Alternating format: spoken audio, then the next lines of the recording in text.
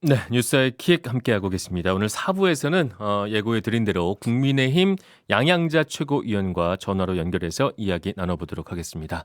안녕하세요. 네, 안녕하십니까. 양양자입니다. 네, 반갑습니다. 나와주셔서 감사하고요.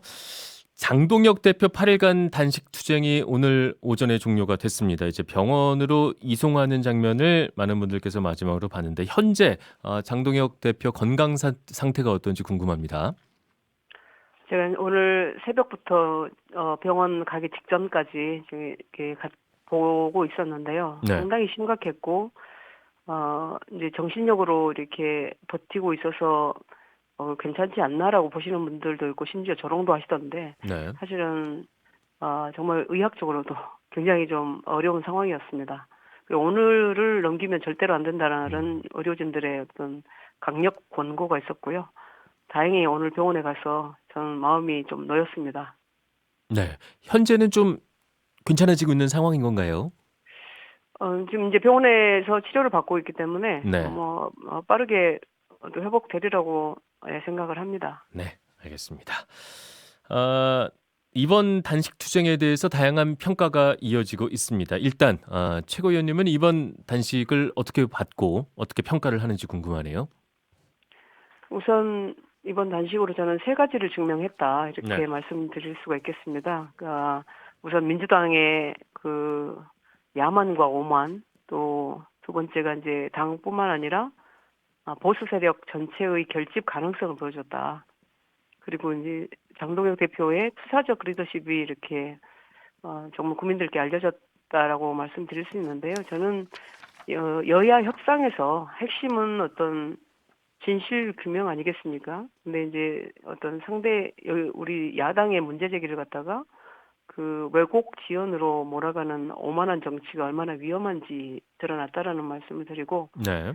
또 두 번째 말씀드렸던 그 민주당, 당뿐만 아니라 보수 세력 전체의 결집 가능성은 그 보수가 사람의 고통 앞에서 결집할 수 있다라는 어떤 그런 가능성을 확인했다. 그리고 이 뭐 단식이 쇼겠습니까? 그래서 정치가 어떤 대화와 절차를 회복하지 못하면 결국 국민이 이제 정치 자체를 이제 불신한다라는 경고를 또 저희가 확인했다고 생각합니다. 알겠습니다. 최고위원님의 평가는 그러하고 현재 당내 전반적인 분위기도 궁금합니다. 말씀해 주셨듯이 보수 세력을 통합했다는 의견도 있는가 하면 이번 단식의 목표가 과연 제대로 드러났는가? 그건 좀 아닌 것 같다 이런 목소리도 있는 것 같은데 전반적인 당의 사람들의 의견은 어떤지요? 우선 무엇보다 이제 건강이 정말 위태로웠었고요. 네. 현장에서 본 동료들이 정치적 유불리를 떠나서 사람부터 살려야 된다 이런 마음이 굉장히 컸습니다. 그리고 단식 중단에는 그 보수 원로분들이 또 만류와 설득이 실제로 큰 역할을 했고요. 네. 특히 오늘 오전에 박근혜 전 대통령께서 국회를 찾아오셨는데 얼마나 어려운 걸음이셨겠습니까? 근데 이제 단식 중단을 강하게 권유를 하셨고, 장 대표도 이를 수용하는 모습을 보였는데, 저는 이런 장면에서 네. 당에 저는 뭐라고 표현해야 될까요? 멤버십을 봤다. 선후배들을 존경하고 또 인간을 먼저 챙기는 그 상식 정치가 상식 정치가 잃지 말아야 될 최소한이 살아 있었다 이렇게 평가를 드립니다. 그럼 당 내부에서도 명분 없는 단식이다 이런 생각보다는 보수 세력 결집을 위한 선택이었다. 이쪽에 조금 더 무게추가 쏠리고 있다 이렇게 받아들여도 될까요? 그거보다는 지금 우리가 요구했던 네. 좀 공천 뇌물이 얼마나 심각합니까? 민주당에 제가 있었지만 민주당뿐만 아니겠습니다만 네. 그 부패의 정치의 부패의 원상을 드러내지 못하면 저는 국가가 위태롭다고 생각하기 때문에 이번 기회에 공천 뇌물 특검도 꼭 해야 되고요. 네. 그리고 통일교 특검도 해야 된다. 이런 통일교 게이트에 대한 이것도 명명백백 밝혀내야 된다라는 말씀을 단식으로 이렇게 결연한 의지로 보였는데 모든 국민들께서도 이 부분에 있어서는 해야 되지 않느냐라고 저는 생각하고 계신다고 느끼고 있습니다. 네, 말씀해 주셨듯이 사실 장동혁 대표가 처음 단식을 시작했던 이유는 공천 헌금 그리고 통일교 특검 이른바 쌍특검을 요구하면서 단식을 시작을 했습니다. 근데 그 예. 다음에 이제 민주당 쪽에서 신천지 문제까지 같이 특검을 하자고 요구를 했고요. 국민의힘은 신천지 문제와 통일교 문제는 좀 분리해서 특검을 진행했으면 좋겠다 이런 얘기를 하고 있는데 이런 주장을 하는 근거는 어디에 있을까요? 우선 특검을 하는 이유를 보면 네, 살아있는 권력에 대한 수사 아니겠습니까? 이제 신천지가 문제가 있다고 하면 살아있는 네, 권력이 야당에 대한 수사는 얼마든지 할 수 있지 않습니까? 그런데 이걸 섞어놔 버리면 결국은 살아있는 권력에 대한 어떤 수사가 이렇게 지지부지해지고 또 안 할 가능성이 그동안의 어떤 수사 관행에서 보면 있었던 것이 사실이고요. 그리고 어제 이재명 대통령도 얘기했지만 그 신용만 하고 시간을 끄는 정치에 전형적이다라는 말씀을 드리고 또 그 합했는데 특검이 뭐 신천지에 집중하고 통일교는 방치하면 또 어떻게 통제를 할 것인가 이런 문제점들이 있기 때문에 통일교와 신천지는 지금 사안의 성격이라든지 쟁점 또 대상 어떤 증거 구조가 다를 수 있는데 한 덩어리로 묶어버리면 수사 역량이 어느 한쪽에 쏠릴 때 다른 한쪽이 사실상 방치되는 위험이 생기는데 이게 수사 우선순위가 어디로 기울겠습니까? 그러면 나머지는 누가 통제하겠습니까? 이제 국민이 갖는 어떤 상식적 의문이라고 보고요. 어, 이 문제는 진실을 더 빨리, 더 정확하게 살아있는 권력의 어떤 부패를 일소하는 것이기 때문에 이게 이제 쌍특검의 핵심 취지다. 이렇게 다시 한번 강조드립니다. 그러니까 다시 말씀드리자면 정리를 해보자면 신천지 문제와 함께 들어가게 되면 이제 통일교 문제는 미온적이고 그다음에 신천지 문제에 대해서만 특검이 집중적으로 수사를 할 것으로 예상되기 때문에 그 안은 받아들일 수 없다 이렇게 이해를 하면 될까요? 지금은 어떤 신천지는 이게 네. 지시 정황 수준의 주장과 수사 진행 상황이 이렇게 섞여 있는데 지금 통일교는 지금 당장 특검을 해야 되는 상황 아니겠습니까? 이미 나와 있는 부분들이 있기 때문에 그래서 시간이 더 걸리고 또 한쪽으로 쏠릴 수 있고 제대로 할 수 없다라고 보기 때문에 그런 것이고 만약에 네. 신천지도 특검을 하려면 네. 그냥 진행을 하면 됩니다. 그거는 따로. 그래서 그걸 음. 굳이 합치자고 하는 합칠 필요는 도의가 보이기 없다. 때문에 예, 저희가 그걸 쌍특검에 있어서 신천지는 따로 하자는 말씀을 지속적으로 드리는 겁니다. 네. 근데 하지만 이제 신천지 문제도 의혹에서 넘어가서 이제 검경 합동 수사에서 집단 가입 지시 정황이 구체적으로 좀 드러나고 있는 상황이고 이제 이런 얘기들이 나오고 있습니다. 윤석열 지지를 위해서 책임당원 최소 5만 명이 가입했다. 그다음에 신천지 당비를 신천지에서 당비를 대납했다 이런 얘기까지 나오고 있는데 이에 대해서도 또 국민의힘 내부에서 당 차원에서 어떤 입장을 좀 정리해야 되는 부분이 아닐까 싶은데요. 그 부분은 어떻게 보십니까? 두 가지 원칙이 있습니다. 네. 그러니까 정교 분리 원칙 그리고 의혹이 있다면 수사하는 게 원칙이죠. 특검하면 되겠죠. 그러나 지금은 그저 정황들이고 실체가 분명하지 않는데 예컨대 당원 중에서 어떤 종교 출신 몇 명 이렇게 분류하거나 뭐 네. 계산할 수 있는 방법이 지금은 없어요. 그래서 당 차원 자체 점검도 뭐 즉시 강화를 해야 되고 이런 부분들이 이제 의혹으로 완전하게 나오다 보면 당연히 이제 뭐 여권에서도 특검하자라고 하겠지만 네. 굳이 이 권력을 가지고 있는 자들이 이런 신천지 문제를 수사하면 될 것이지 더 강하게 할 수도 있는 상황 아니겠습니까? 그런데 이걸 끌고 들어가자는 데 대해서는 저는 국민들이 납득을 못 하실 것 같아요. 네. 그냥 수사를 예. 하면 될 것이 왜 굳이 특검까지 가야 되냐 이런 말씀을 주셨는데 그렇죠. 이게 특검이라고 하는 것이 살아있는 네. 권력에 대한 부패 온상을 드러내는 일이라는 이야기를 계속 제가 강조드립니다. 네. 어쨌든 그런 특검을 통일교에 대한 특검을 주장하며 시작된 단식은 이제 마무리가 됐고 그다음에 지금 이 시점에서 이제 통일교 포함한 신천지 포함한 특검 논의는 어떤 결론에 이를 것으로 예상을 하시나요? 우선 말씀드렸지만 이제 단식으로 이 대표의 단식으로 사안의 중요성과 특검의 필요성이 이제 제대로 알려졌다라고 보고요. 네.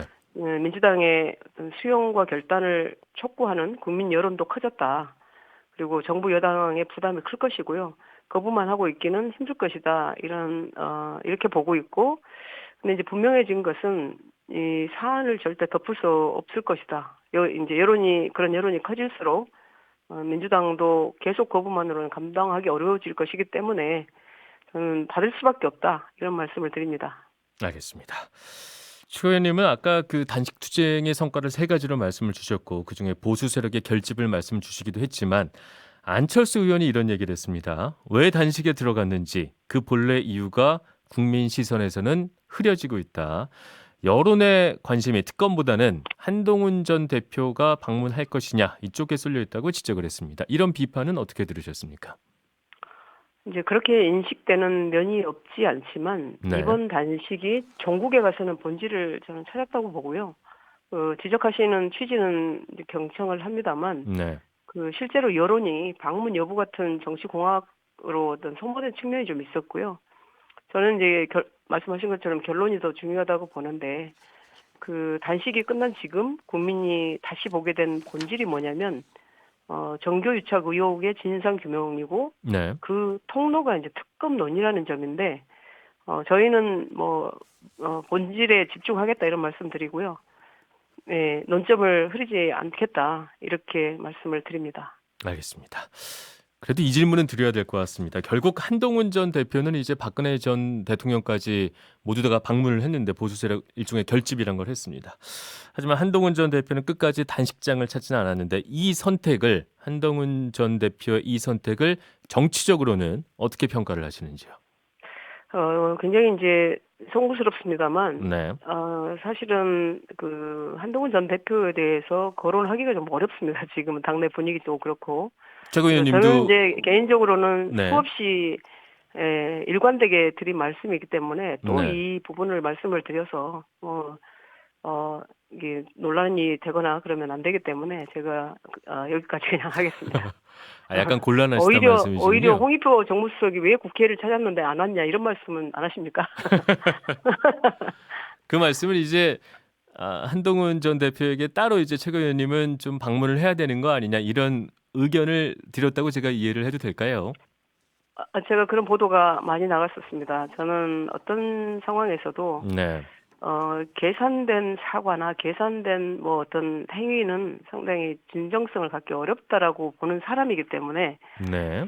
스스로 판단해서 이게 도의적으로 해야 될 일이면 그것에 집중해서 진솔하게 사과도 하고 음. 또 방문도 하고 반성도 하고 그래야 된다고 보기 때문에 저는 그런 말씀을 수없이 제가 좀 드렸었습니다. 그렇다면 방문을 안 한 것이 자연스럽지 않은 어찌 보면 좀 계산된 행동이기 때문에 자연스럽지 않은 거다 이런 판단을 하고 계신 거군요. 그것이라기보다 네. 지금 한동훈 대표 쪽에서 보면 이호선 당무감사위원장의 어떤 조사 결과라든지 조작 내용이라든지 또 그냥 그 내용보다도 훨씬 더 강한 징계인 제명을 했다라는 것이라든지 이런 부분에 있어서 납득하기 어렵기 때문에 네.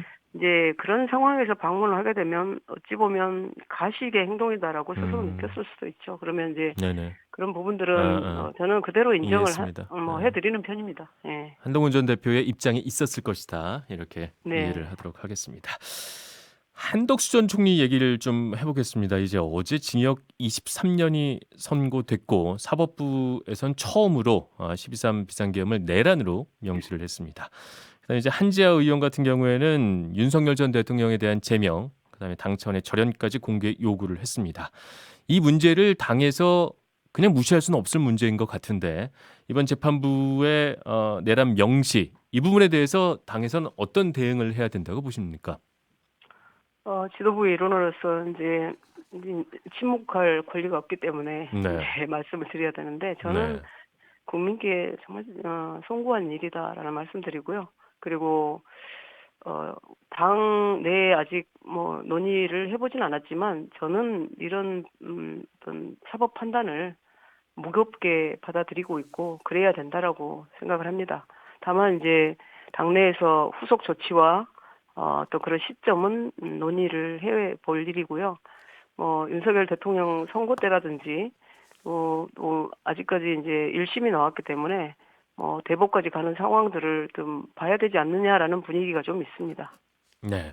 그런 결정들은 이제 장동혁 대표의 건강이 좀 회복되고 본격적으로 논의가 될 수 있는 부분일까요? 아니면 이제 당에서 좀 본격적으로 논의가 시작된다고 볼 수가 있을까요?